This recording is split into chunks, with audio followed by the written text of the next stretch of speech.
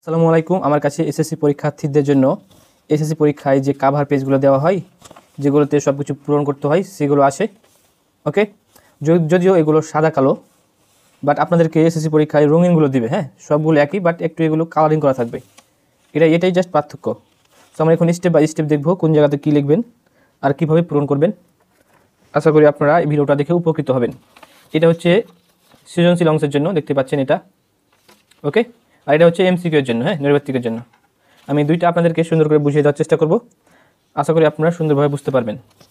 আর আপনাদের যদি কোনো কোয়েশ্চেন থাকে কিংবা আপনারা যদি কোনো কিছু নিয়ে ভিডিও বানাতে বলতে চান, তাহলে অবশ্যই আমার ফেসবুক পেজে যাবেন।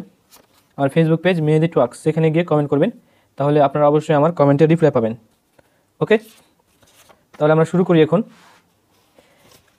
আমরা সৃজনশীল অংশটা রাখি।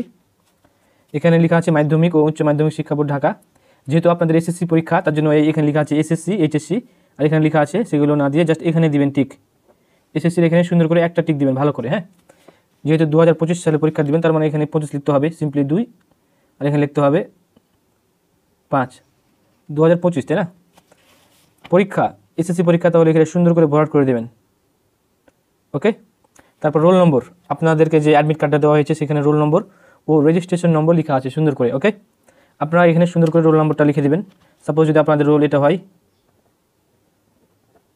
তাহলে প্রথমে উপরে লিখে নেবেন এবং সেই অনুযায়ী আপনাদেরকে বৃত্তগুলো ভরাট করা লাগবে। আর এই বক্সের ভিতরে অতিরিক্ত কোনো দাগ দেওয়া যাবে না। আর কোনো কিছু যদি ভুল হয়, সাথে সাথে শিক্ষককে জানিয়ে দিবেন, তখন শিক্ষক আপনাদেরকে সেই অনুযায়ী পরামর্শ দিবে। যেহেতু এখানে 5 লেখা আছে, তার মানে 5 নাম্বারটা পূরণ করবেন। 0, তাহলে 0 নাম্বারটা সুন্দর করে ভরাট করবেন। যেমন এটা এই বৃত্তের বাইরে চলে গেছে, এভাবে পূরণ করলে হবে না। তখন আবার আপনাদের খাতা যদি ভালোভাবে না পূরণ করা হয়, কম্পিউটারে কিন্তু এটা চেক করতে পারবে না, তাই না? সো সমস্যা হবে। তাহলে এখানে 2 নম্বরে সুন্দর করে ভরাট করে দিবেন। তারপর 8 লেখা আছে 8 নম্বরে, তারপর এখানে 9 লেখা আছে 9 নম্বর, 2 লেখা আছে 2 নম্বর। এভাবে সুন্দর করে রোল নাম্বারটা অ্যাডমিট কার্ডে দেওয়া আছে, সেখান থেকে লিখে নেবেন, তারপর ভরাট করবেন। আবার এখানে সুন্দর করে লিখে নেবেন রেজিস্ট্রেশন নম্বর, এমন আপনাদের অ্যাডমিট কার্ডে লেখা আছে। সাপোজ আমাদের এটা হচ্ছে কি রেজিস্ট্রেশন নম্বর, আমরা একটা দিয়ে দিলাম আপনাদেরকে বোঝানোর জন্য। এইভাবে সাপোজ আমাদের কি রেজিস্ট্রেশন নম্বর, এভাবে লেখা যাবে না। যেমন আমার এই 0টা বাইরে চলে গেছে, সুন্দর করে লিখবেন যাতে এর ভিতরে থাকে, হ্যাঁ, ঘরের ভিতরে থাকে। তারপর সুন্দর করে এভাবে পূরণ করে নেবেন। আশা করি এই অংশটা আপনারা সবাই বুঝতে পারছেন। সুন্দর করে পূরণ করবেন। হ্যাঁ, আর এই কলমগুলো দিয়ে পূরণ করবেন, অযথা অন্য কালার ব্যবহার করবেন না। সুন্দর করে পূরণ করার চেষ্টা করবেন। আর আপনারা সময় নিয়ে এসএসসি পরীক্ষা দিতে যাবেন। অনেকে আবার প্রথম দিন দেরি করে বের হয়, তখন আবার সেখানে ঝামেলা হয়, সিট খুঁজে পায় না, আরও কত কী ঝামেলা হয়। জাস্ট যারা পরীক্ষা দিয়েছে তারাই জানে। তাই আপনারা অবশ্যই পর্যাপ্ত সময় নিয়ে যাবেন। আর প্রথম দিন একটু আগে যাওয়ার চেষ্টা করবেন, কারণ আপনাদের সিটগুলো খুঁজতে হবে কোন জায়গাতে আছে। আর এখানে 0, তারপর এখানে কি লিখতে হবে বিষয় কোড, তাই না? বিভিন্ন বিষয় কোড দেওয়া আছে, বিভিন্ন সাবজেক্টের, গণিতের আলাদা করে দেওয়া আছে, বাংলা ইংলিশ সবগুলোর বিষয় কোড দেওয়া আছে, তাই না? আমি বিষয় কোডগুলো দেখিয়ে দিই, যদি আপনাদের প্রশ্নে লেখা থাকবে, যে বিষয়ে প্রশ্ন দিবে সে বিষয়ে লেখা থাকবে উপরে। তাছাড়াও এখানে লেখা আছে বিষয় কোড, যেমন বাংলা প্রথম 101, তাই না? ইংরাজি প্রথম 107, গণিত 109, তাই না? এভাবে 109 দেওয়া আছে। সো আপনারা 109 লিখে দেবেন এভাবেই, 109।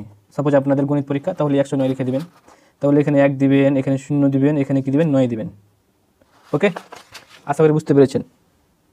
আর এখানে লেখা আছে অতিরিক্ত উত্তরপত্রের সংখ্যা, অতিরিক্ত যদি আপনার পাতা নেন পরীক্ষাতে, যে পাতাগুলো নেন না, সেটা এখানে জাস্ট পূরণ করতে হবে। এটা অ্যাকচুয়ালি আপনারা লাস্টে করবেন, হ্যাঁ, কারণ আপনাদের কয়টা পাতা লাগবে আপনারা তো জানেন না পরীক্ষার আগেই। সো যখন আপনাদের লেখা সম্পূর্ণ হয়ে যাবেন, সাপোজ আপনাদের 5টা পাতা লেগেছে, তারপর আপনাদের এখানে 5টা পূরণ করা লাগবে। সো এটা পূরণ করা নিয়ে অনেকে ঝামেলায় পড়ে। আমি একটু দেখানোর চেষ্টা করি। যদি আপনাদের 5টা পাতা এক্সট্রা হয়, অতিরিক্ত, তাহলে এখানে লিখতে হবে, এখানে 0 লিখতে হবে, এখানে 0, এখানে 5, তাহলে এখানে 0 ভরাট করে দিবেন, আর এখানে কী করবেন 5। অনেকে কিন্তু ঝামেলা করে এভাবে, হ্যাঁ, 5 এখানে লিখে দেয় আর এখানে 0 লিখে, তখন কিন্তু 50 হয়ে যায়, তাই না? আর 10 লিখলে, 10টা পাতা নিলে কী করবেন, এখানে 1 লিখবেন, এখানে 0 লিখবেন, তাহলে এখানে 1 একটা আর এখানে 0টা। ওকে, তাহলে হচ্ছে যে 1 থেকে যদি আপনারা 9 পর্যন্ত নেন, তাহলে সামনে কী লাগবে 0 লাগবে, তাই না? যেমন 1, 2, 3, 4, এভাবে 5, এভাবে করে 0 লাগাতে হবে। আর এখানে 10 গেলে তো বুঝতে পারছেন, 2টা ঘর আছে, একটাতে 1 বসাবেন, একটাতে 0 বসাবেন 10-এর ক্ষেত্রে। সাপোজ আপনারা 4টা নোট নিলেন, 4টা পাতা নিলেন, তাহলে প্রথমে কীভাবে বসাবেন 0, তারপর বসাবেন এখানে 4। ওকে, অনেকে আবার এখানে 4 বসায় আর এখানে কিছু বসায় না, তো তখনকার ঝামেলা হয়ে যাবে, তাই না?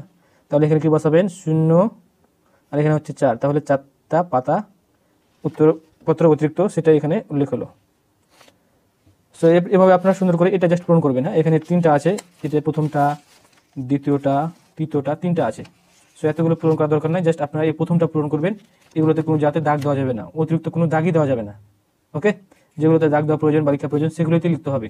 তারপর এটুকু আপনাদের কাছ থেকে ছিঁড়ে নেওয়া হবে। হ্যাঁ, আপনারা যখন পরীক্ষায় শেষ মুহূর্তে চলে যাবেন তখন এভাবে ভাঁজ করে এখান থেকে এটুকু আপনাদের কাছ থেকে ছিঁড়ে নেওয়া হবে, অর্থাৎ আলাদা করে স্যারেরা নিয়ে নেবে। হ্যাঁ, আপনারা এভাবে পারলে এটুকু ভাঁজ করে ছেঁড়ার চেষ্টা করবেন, আর যদি না পারেন তাহলে তো স্যারেরা ছিঁড়ে নেবে।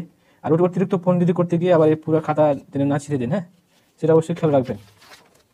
তাহলে এটা কি গেল? এটা হচ্ছে সৃজনশীল অংশ গেল, তাই না? এখন আমরা নৈর্ব্যক্তিক অংশ দেখি।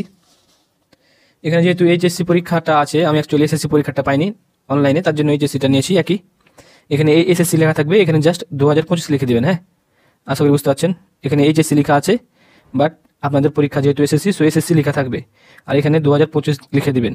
ওকে, এটা যেহেতু অনেক আগের অনলাইন থেকে সংগ্রহ করেছি তার জন্য এগুলো আছে অবস্থা। হ্যাঁ, তারপর এখানে কি লিখবেন? রোল নম্বর লিখবেন আগের মতোই করে। এখানে কি লিখবেন? Registration number. এটা তো আগের মতোই, বিষয় করতে আগের মতো এখানে লিখে এখানে পূরণ করবেন। তারপর এখানে সেট কোড, যারা পরীক্ষা দিয়েছেন তারা অবশ্যই জানেন সেট কোড কি, মানে একই কোশ্চেন বাট বিভিন্নভাবে সাজানো থাকবে, তাই না?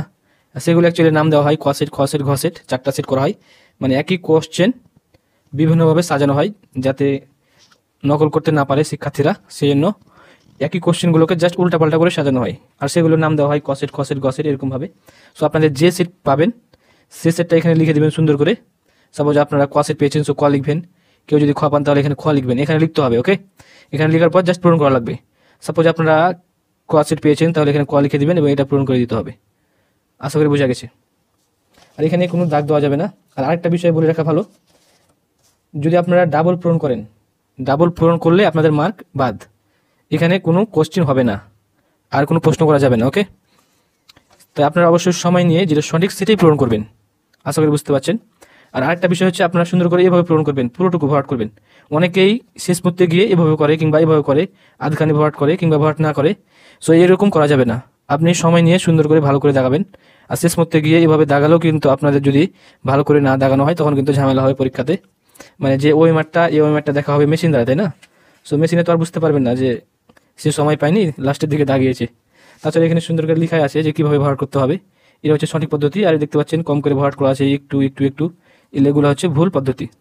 আর এখানে অবাঞ্ছিত কোনো দাগ দেওয়া যাবে না, সুন্দর করে নিয়মগুলো লেখা আছে, আপনারা পড়ে নেবেন। হ্যাঁ, সো যাই হোক, এটা ছিল মূলত আজকের ভিডিও। আশা করি আপনাদের পরীক্ষাটা ভালো হবে আর আপনারা পরীক্ষায় ভালো রেজাল্ট করতে পারবেন। দেখা হবে পরবর্তী ভিডিওতে, এই কামনা ব্যক্ত করে আল্লাহ হাফেজ।